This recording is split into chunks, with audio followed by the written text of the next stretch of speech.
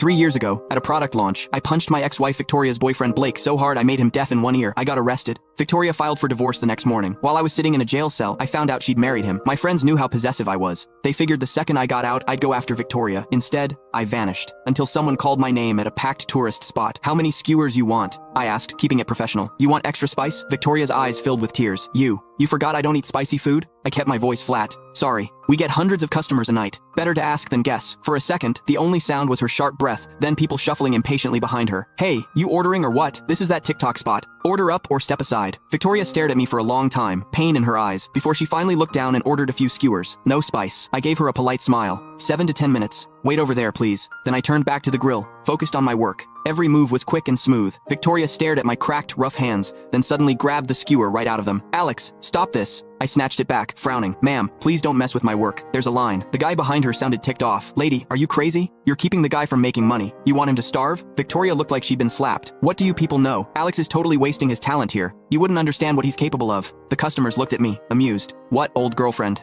Hey, I had big dreams once too. Now I drive a cab every day. Same, I wanted to be a billionaire. Now I'm drowning in debt." Victoria looked at them like they were morons, disgust all over her face. "You people just don't get it." She turned back to me, eyes bright with intensity. "Alex, I know you don't really want this. The code you wrote, the programs you built, they were genius. You could make millions overnight if you wanted. Why are you throwing it all away?" Before I could answer, her eyes went red with guilt. "Is it because of me? I know what happened hit you hard, but I never thought you'd give up like this. End up like." Her eyes were full of pity, like I was doing something shameful. I stayed calm. "Ma'am, if you don't want the food, I can cancel your order. Please don't hold up my business." Victoria froze, shocked and hurt. She sat back down, tears spilling over. "Who said I don't want it? I'm eating." I turned back and finished up the skewers. Victoria ate while crying, glancing at me over and over, hoping I'd comfort her like I used to, but I just frowned a little and refilled her napkins. "Ma'am, if you need help, there's a police station about 500 yards that way." That finally broke her. She covered her face and ran off. I didn't see her again until I was about to close up. She stepped out of the shadows where she'd been hiding. "How long have you been doing this?" She pulled out a stack of cash and put it in front of me. "I'm here on vacation. Spend 2 hours showing me around, and you'll make more than you do at this stall."